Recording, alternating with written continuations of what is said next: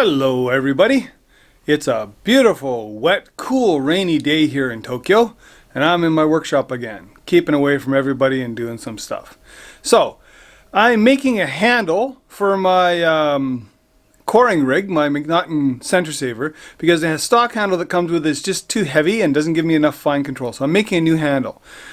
In doing so, I need to cut some wood on my table saw, and my table saw recently was massive huge pile of green wood blanks there, and I have a plywood cover that I put on top of my table saw to keep it protected from stuff when I'm working on other things, and it's got a coat of finish on it as well. But even so, excuse me, having those blanks sitting on there for like a week or two, I have a problem. Yes sirree, my tabletop is rusty all over the place. You can feel it, see it. And I coat this with like Johnson & Johnson's floor wax, and I do it fairly often because I do have a minor humidity problem down here. Actually, that reminds me, right now, my air conditioner, I don't know if you can see it sitting up there. There. That's my new air conditioner that I haven't installed yet because my old air conditioner died, and I got a used one from an apartment that I'm renovating, that they wanted a new air conditioner even though the old air conditioner was just old. It worked fine. So I took that one out, put a new one in, and I got this one. But I haven't had time to install it. So maybe it's the humidity's a bit high in here. Looking at the gauge on the wall, it says, well, it says it's dry, right? I mean, that says yellow is, I don't know. Anyways, it wasn't humid under that piece of wood, so I can feel the whole surface here has got rust on it. Luckily, it's just a surface rust. It'll come right out. But now I got to fix that. Joy. Okay, so what I've got here is I've got an old school sander. This is a real cheap one that I bought probably 25 years ago or longer, and I don't use it for much. And I have 556, which is the Japanese equivalent to WD-40. So I'm just going to spray it on here and start removing this rust. I'm starting with 320 grit paper, so wet and dry silicon carbide paper.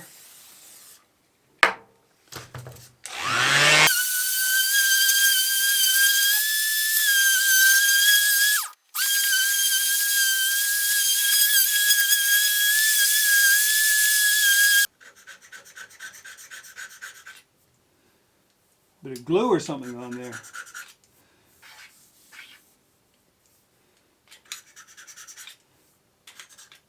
It always amazes me, you know, you can look with your eyes and you can see stuff, but boy, when you look with your hands, you feel stuff, it's amazing the things that you can actually feel that you can't see.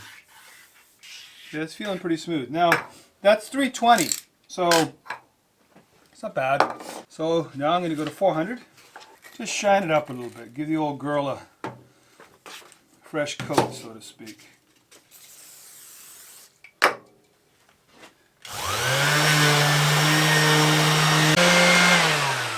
Wipe it down between each grit so you get the grit off the table. Now we're going to 800. Fortunately, I don't have any 600. And the 1000. Gotta wipe it off first, but the 1000 is next. The 1000 is also last. Okay, 1000 grit for the win. Okay, 1000 grit done. Now all I gotta do is wipe it all off, clean it up one more time, and then put some wax on it. Okay, now I'm gonna wipe the top down to get the WD-40 off before I put the paste wax on. I'm just using paint thinner.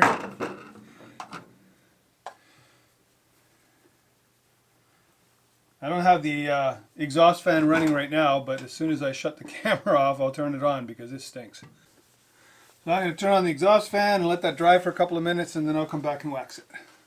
Okay, I'm back. Here's my thing of paste wax. This is just regular flooring wax. So I just wipe on, wax off. Daniel-san. When you do this, one of the things, I don't like to let the wax dry too much because then it's just too much bloody hard work to get it off. Not as important as a sharp blade, but it certainly makes a difference, let me tell you. Generally, by the time I get the one side done, the other side's ready to wipe off.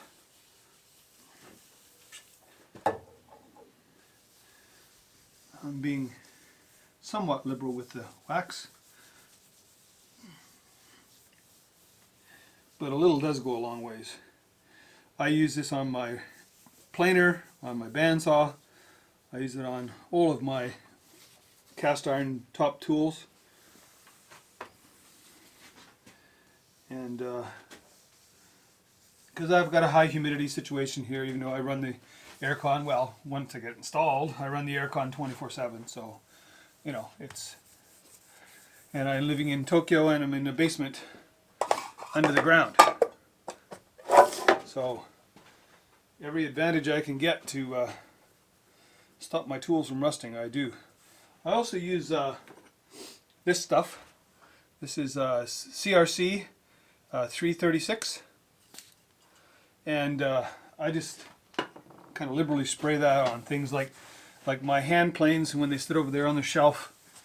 And every time I use them, when I put them away, I just give a dusting of that stuff. And I find my planes don't rust, which is a good thing. A lot of them are restoration jobs, they're not new, and when you spend that much time cleaning your plane up, hand plane up, it kind of sucks to have to do it again. Well, that's it.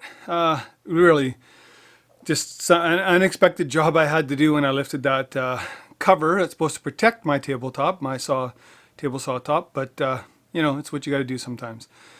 So that's going to be it for today's video. I'm working on some other videos. So everybody out there, stay safe, you know, wash your hands, wear your mask, social distance, and get out in your workshop, make something. It's always better to use this time wisely. Like I said, Netflix, Fritos, I guess there's time and a place for that, but use this time constructively. Go for a walk, take your dog for a walk, talk to your kids. You know, make something in your workshop. Take your kids in your workshop and make something. Just do something with this time. I mean, there's no point to just worry about it. There's not much you and I can do on it on a personal level. So just, you know, stay safe and do what you're supposed to do and get out there and make something. You feel better. Honestly, you will. That's it, everybody. Take care. Peace. Signing off. See you later.